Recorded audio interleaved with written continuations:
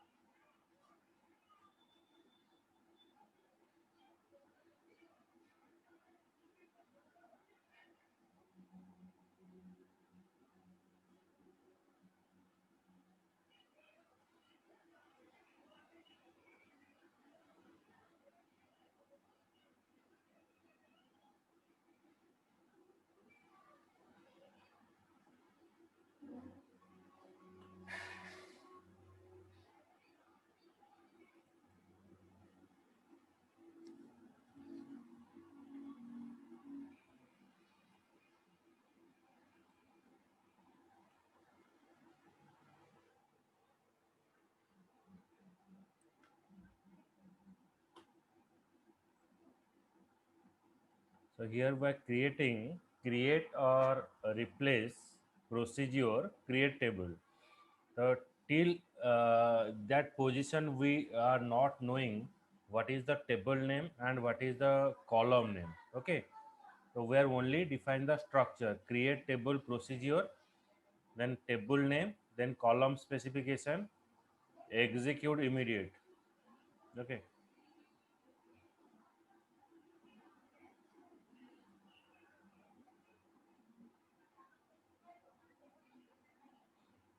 Then create table employee name, ID, primary and name.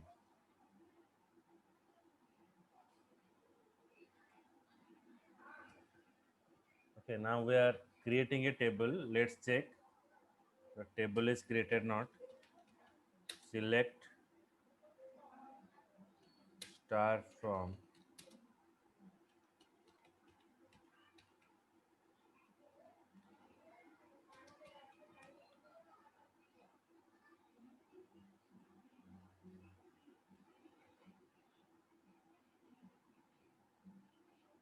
Okay, so table is there, but it is showing you no data available.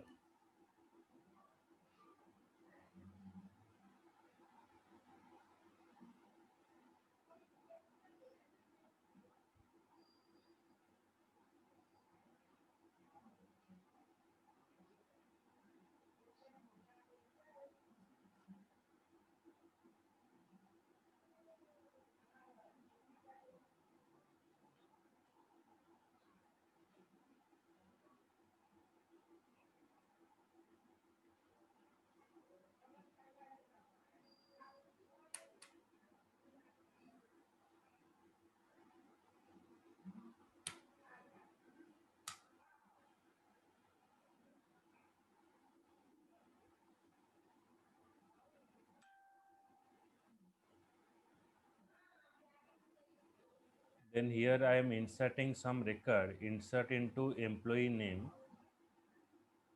Okay, now check the values is present or not.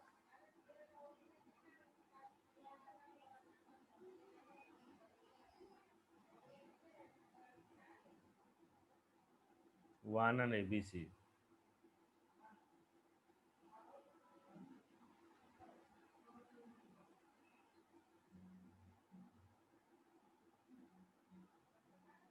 Now I want to delete the record.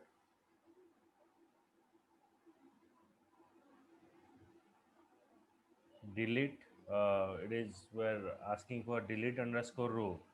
So first of all, we're creating a function delete underscore row. Then at runtime, we're passing a table name. Okay, so runtime, we're passing a table name. Which table name you are passing, that table is deleted here. Execute immediate delete from table name.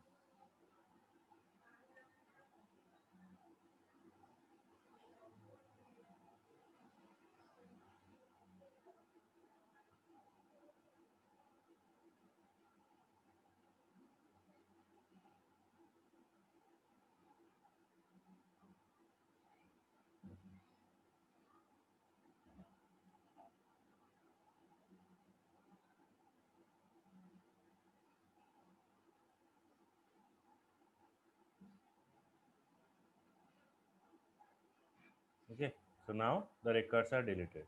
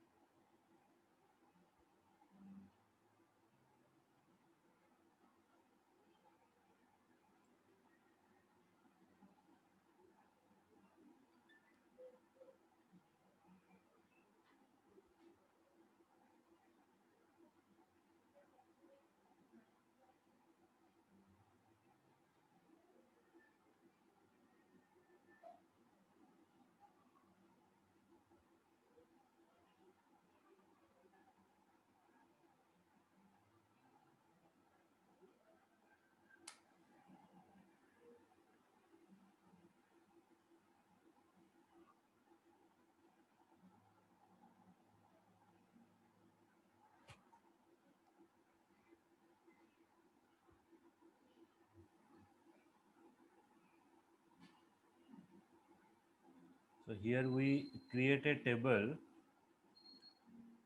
hr.employee table. Okay, so before this program, before this delete operation, create table temporary employee as select star from hr.employee.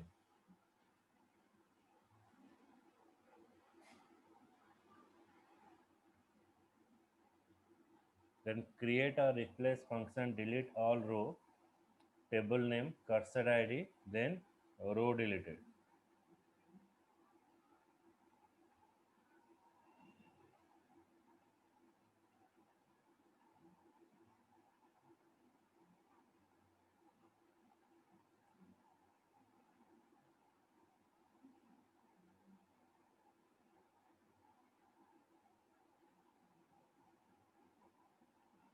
Then we delete the record from temporary table. Delete all row. Okay, so we are creating function delete all row. So in a select statement, we are calling delete all row temporary employee.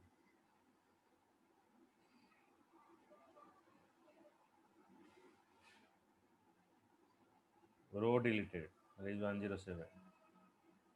Okay, clear? Yes, sir.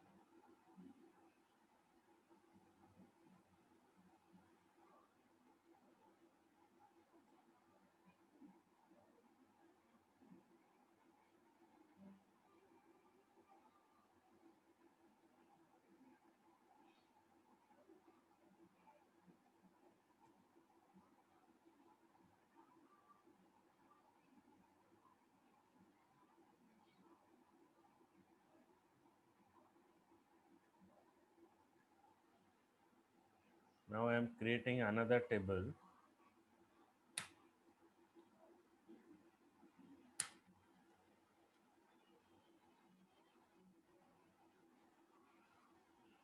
Create table country, select star from HR.countries.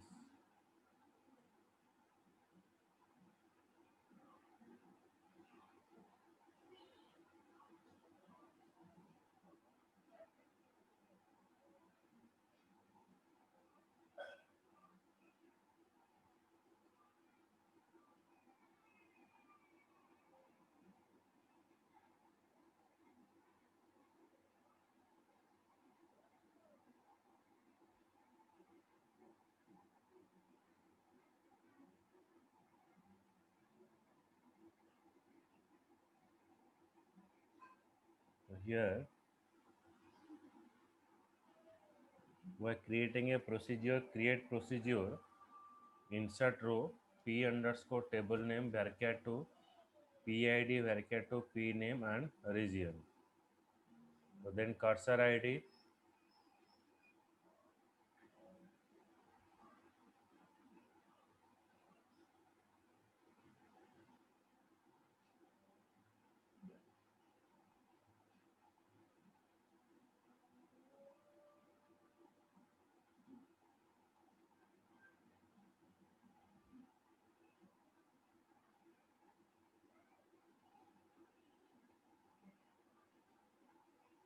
okay, then I run this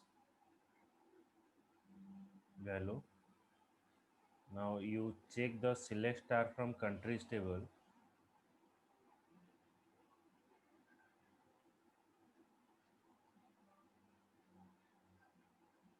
So these are the records are present.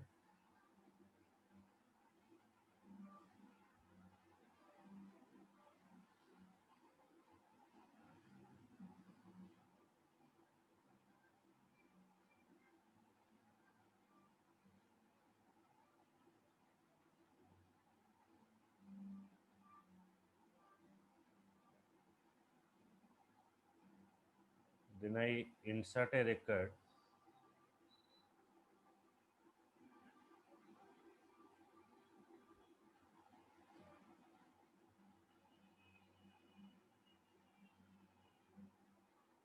See there.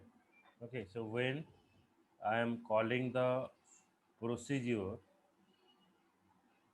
insert row, so here I am passing the table name,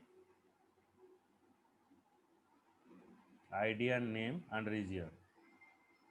Then insert into table name values CID, CNAME and RID. Then we are passing cursor ID, ID, name and this ID, India. Okay, these three records are inserted here.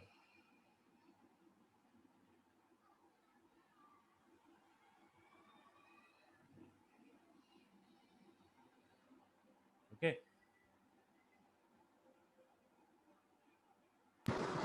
Yes, sir.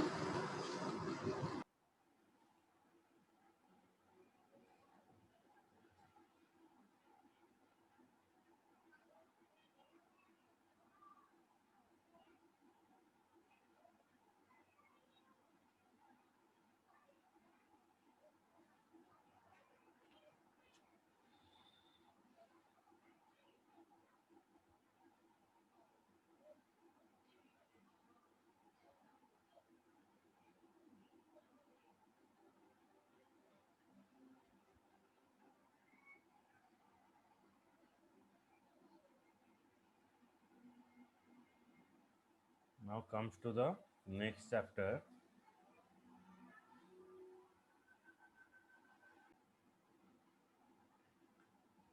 The standardizing constant and exception. Constant and exception are typically using the bodiless package.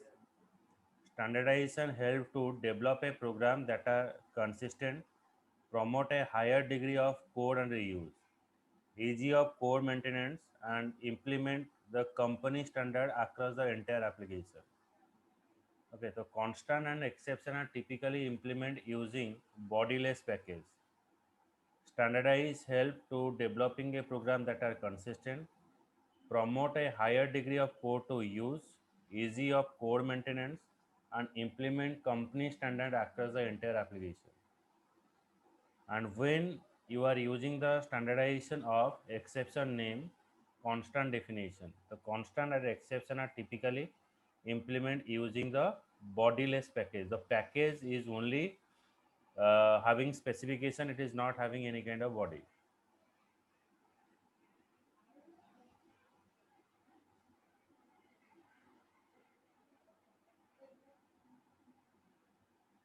So when the several developer are writing their own exception handler in an application, there could be an inconsistent in handling of an error unless the certain standard are adhered to it. The situation can become confusing because of the different approaches followed in the handling in the same error, or because of the display of conflicting the error message. That the confused user to overcome this, you can implement company standard that use a consistent approach error handling across the entire application. Then create a predefined or generic exception for handling. See that in standardizing constant and exception, it's saying that when several developer are waiting their own exception handler in the exception, there could be an inconsistency. Okay, so in your requirement you have to define exception handler. Another person is define their own exception depending upon the application requirement. There could be an inconsistency in the handling the error situation. Unless the certain standard are adhered to, the situation can become confusing because the different approaches followed in the handling in the same error. Implement the company standard that use a consistent approach and error handling across the entire application. So that by creating a predefined generic exception handler that produce the consistent in the application. Write and call the program that produce the consistent error message. And all the good programming environment promote the naming and coding standard in PLSQL.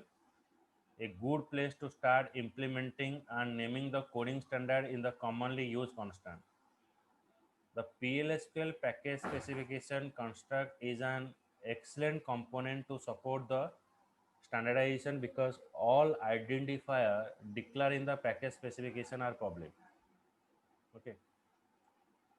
So for standardizing exception, you understand this one? Again, I repeat.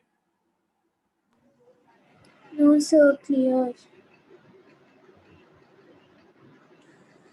Standardizing exception, create a standardized error handling package that include all named programmer predefined exception to be used in the application. So you have to define a standard exception where all predefined, all user defined exception are defined, so that there is not having any kind of conflict on that. So you can use as your way.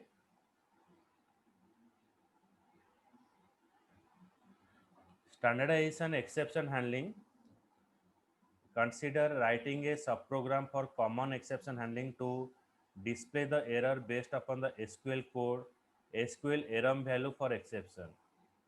Track the runtime error easily by using parameter in your code. Identify the procedure in which error occurred, the location of the error, where the error is arises, raise application error using stack trace capability with the third argument set to true. Okay.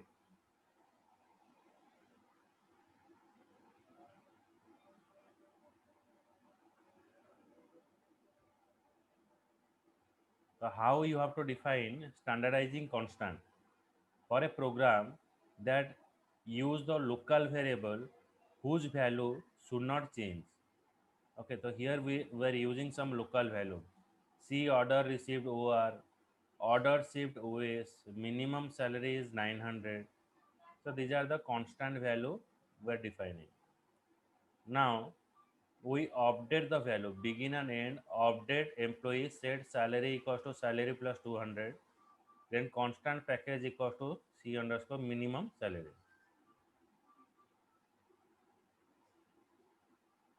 So this is the what a way of changing this salary means here we define some constant value salary. Order shift is OS, order received is OR. Then here we define update employee set salary equals to salary plus 200. Constant package is C minimum salary. So update procedure employee salary PID when employees row type function tax P salary, then return salary equals to 0.85. Select star into B underscore employee salary from employee where employee ID equals to PID. Okay, so we are passing the employee salary 100, so 100 is stored here. Okay, so then through that ID, I will return the value salary equals to 0.82825.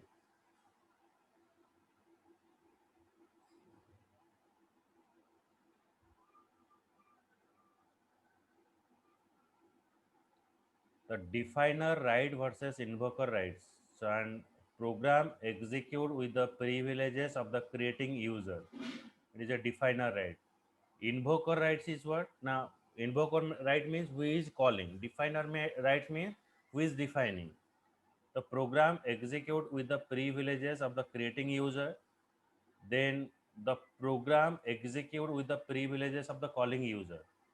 User doesn't require the privileges on the underlying object that the procedure access. User requires privileges only to execute the procedure. Okay, for executing the procedure we are using it. The user requires the privileges on the underlying object that the procedure access.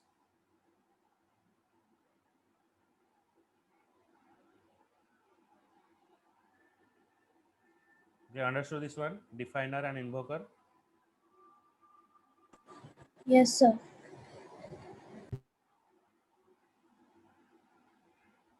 Then what is the definer rights? By default, all program execute with the privileges of their user who created the subprogram. This is known as definer rights model, which allow the caller of the program the privileges to execute the procedure, but no privileges on the underlying object that the procedure access.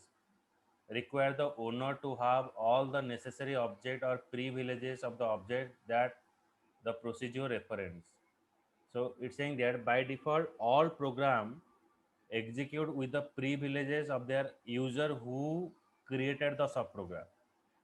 Okay, so user means when we're defining in the chapter, create a user name and create a role name. So in that user, if you create any kind of procedure and function, that user is having all the rights to execute that subprogram. It allow a caller of the subprogram to subprogram the privileges to execute the procedure. It required the owner to have all necessary object privileges. And invoker right model is what? In the invoker right model, which was introduced in the Oracle 8i, programs are executed with the privileges of the calling user. A user of a procedure running with the invoker rights require the privileges on the underlying object that the procedure references. Okay. Yes, sir.